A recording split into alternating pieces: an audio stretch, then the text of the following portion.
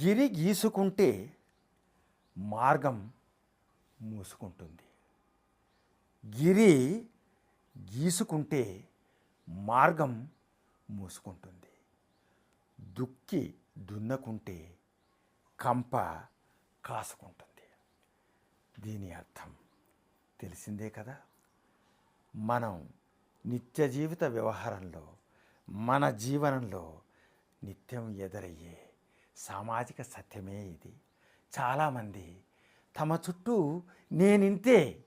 నేనింతకంటే నా మనస్తత్వం ఇంతే, ఎవరెంత చెప్పినా కాస్త మీరు మారండి అయ్యా, మీరు మారాలి, సమాజంలోకి రావాలి, సమాజం బాగోగుల గురించి ఆలోచించాలి, అప్పుడే మీరు మరింతగా ప్రకాశిస్తారు అని ఎంత చెప్పినా నేను మారనండి, నేనింతే, నా మనస్తత్వం ఇంతే అని ఒక గిరి గీసుకొని వాళ్ళు ఏం చేస్తున్నారు, మార్గాన్ని మూసేసుకుంటున్నారు.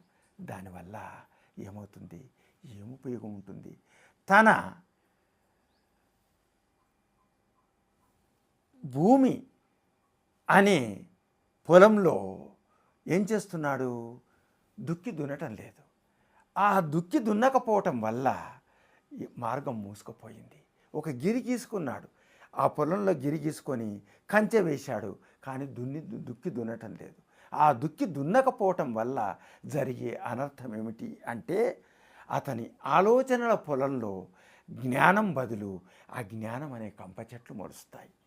అప్పుడు అది సమాజానికితో పాటు అతనికి కూడా సమస్యగా పరిణమిస్తుంది.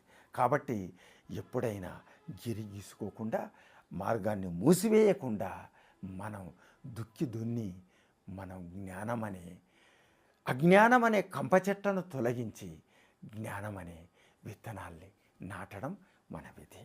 ధన్యవాద నమస్సులు.